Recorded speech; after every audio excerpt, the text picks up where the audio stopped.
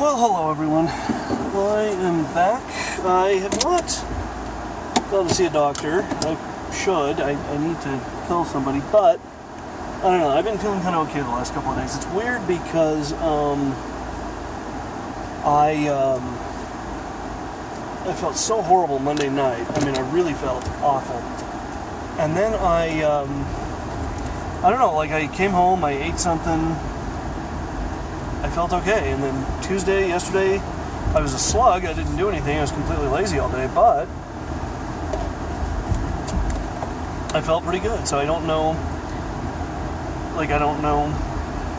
what it is, and I think part of the thing about going to the doctor is I'm afraid, I'm scared of what he's going to tell me, and, the money, it's like, God, I just can't get a break, I keep having to spend money on things I can't afford, so there's that. But obviously that's a thing that's got to be done at some point. And I don't know when I'm going to do it. I'm going to have to get that figured out at some point.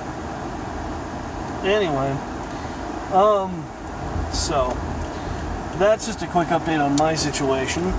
Doesn't really have much bearing on what I was going to discuss today.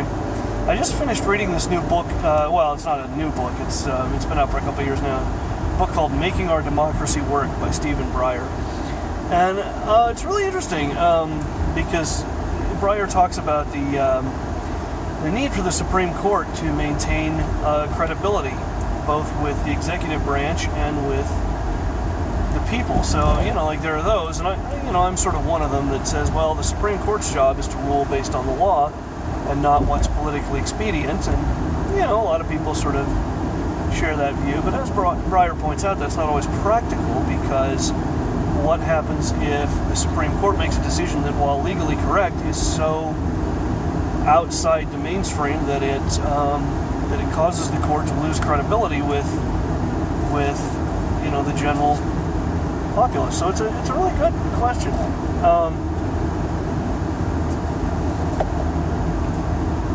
And it brings up the sort of, I don't know what to call it, the conflict between originalism or textualism and, what they like to call the living doctrine, the living document doctrine, that the Constitution is a living document that our interpretation of it can change over time. Obviously both of those philosophies are kind of have difficult.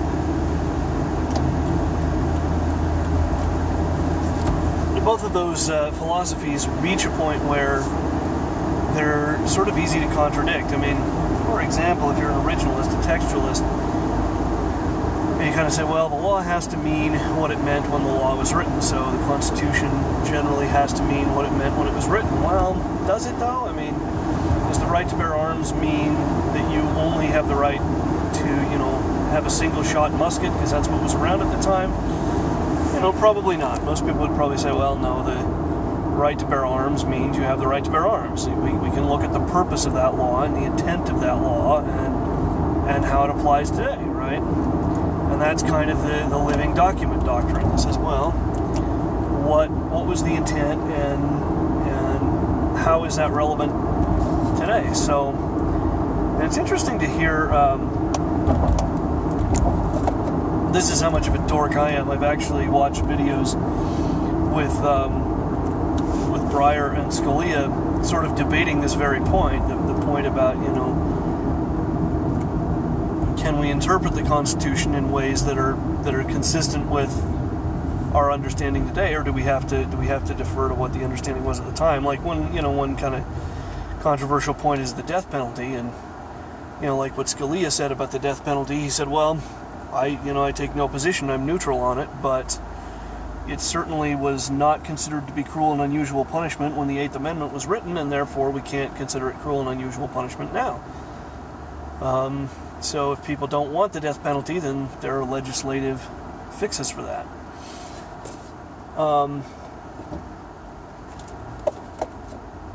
Whereas Breyer would say, well, it kind of depends on the circumstance. Like he talks about, can we execute people under the age of 18? Certainly, when the Eighth Amendment was written, yeah, that was done, that was practiced. Can we practice it today, given legal precedent, given what we think about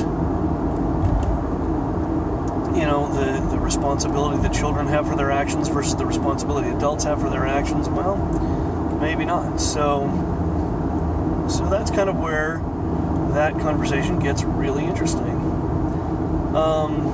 And the whole debate is kind of an interesting one, and I prefer it to the kind of, a lot of people on the political right are consider themselves to be originalists, right, or textualists, where they kind of say, well, we have to interpret the law as it was interpreted at the time, but there's a whole lot of circumstances where they don't hold to that, where they seem to, and the Second Amendment is the kind of obvious example of that, but there's a lot of places where they don't seem to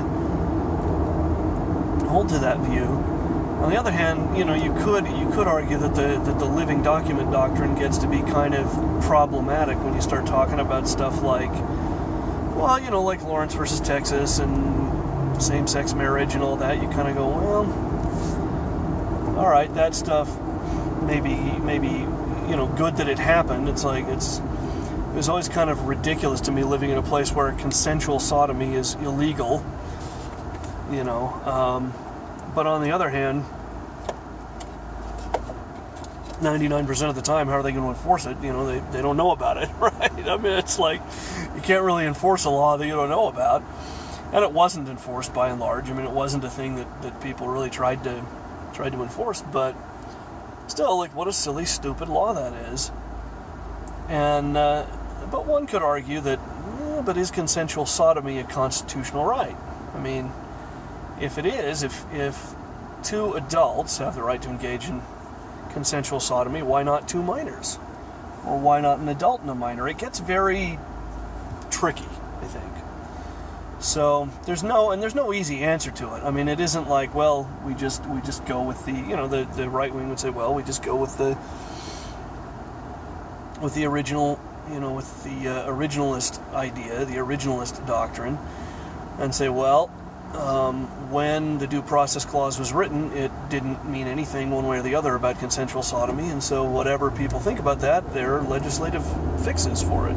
People can call their legislators and be actively involved in fixing what they see as injustices in their states. That gets to be highly problematic, to me at least, because I think anymore people aren't willing to defend the rights of minorities. They're not willing to say, well, yeah, it really is time to get rid of this stuff or to change this stuff. So, on the other hand, is it up to the Supreme Court to do it? I don't know.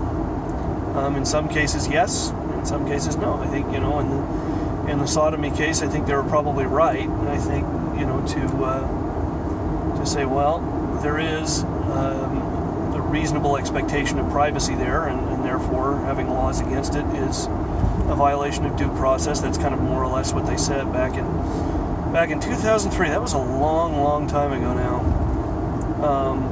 I guess it wasn't in the grand scheme of things. It just feels like I can't believe it was 13 years ago now that happened. Because I remember that. I remember how controversial it was, and I remember how, particularly on the right, nobody wanted to discuss the legal minutia of the case. Nobody wanted to say the Supreme Court is wrong and here's why. The left would. The left would say, well, the Supreme Court is right and here's why.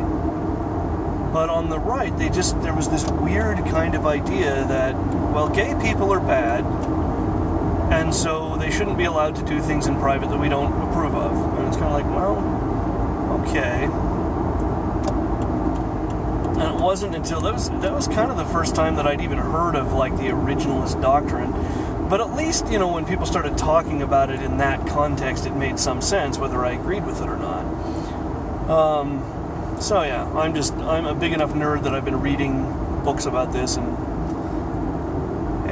talking about this stuff for a long time, and I don't know, it all gets to be kind of complicated stuff. It all gets to be kind of convoluted stuff, because you have to get into, like, what did the law mean at the time? What does it mean now? What's the judicial precedent around it? What's the historical context? You have to get into all that stuff, and that stuff can be tricky to get into. Sorry, I gotta kind of focus here. People just have this weird idea that it's rush hour and we're all gonna drive very, very sporadically. So I have to kind of be careful here. Anyway. Sorry, once in a while I have to focus on driving. So anyway, that's kind of an interesting...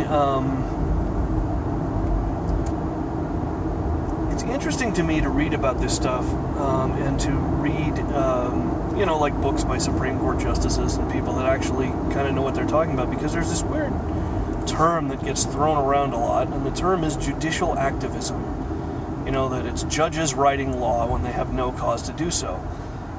But it is the role of the court to overturn,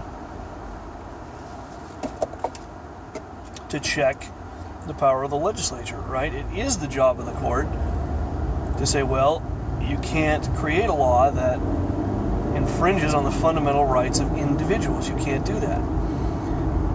And then, the executive, of course, checks the judicial power by, in part, the executive is the one who has to enforce judicial decisions. So if the executive doesn't enforce it, well, there we are. And that's actually happened. I never knew that until I read this book, Making Our Democracy Work is what it's called, by Stephen Breyer. But yeah, there have been times in the past when the Supreme Court rules and the president just goes, no, screw you. So that can be a particularly problematic thing when that happens.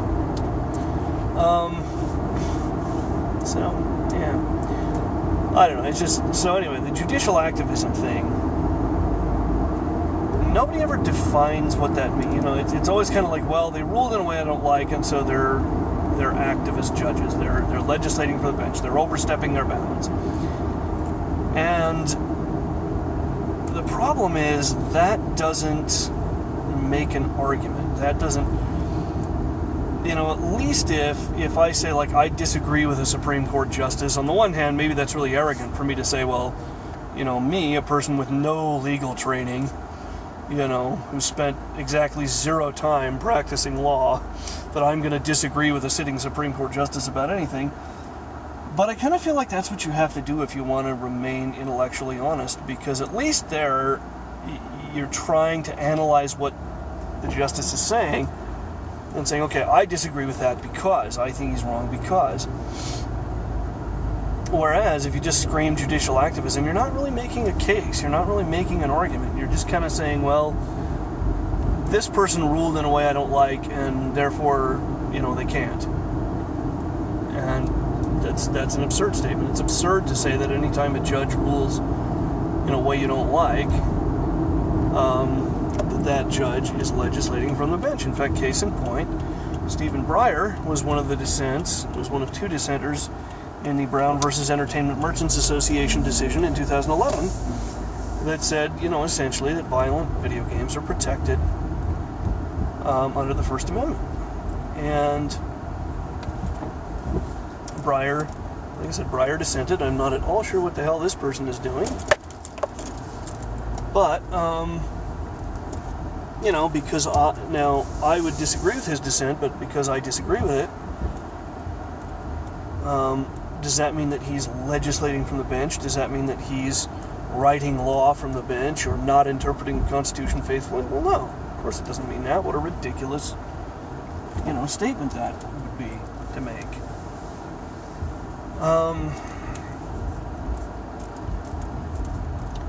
So anyhow, that is kind of my thoughts on that whole thing. If you guys have any other further thoughts, anybody who may be watching this video, by all means, leave a comment down below. I'd like to hear what you think. Anyway, that's going to do it for me today. I will see you guys again tomorrow.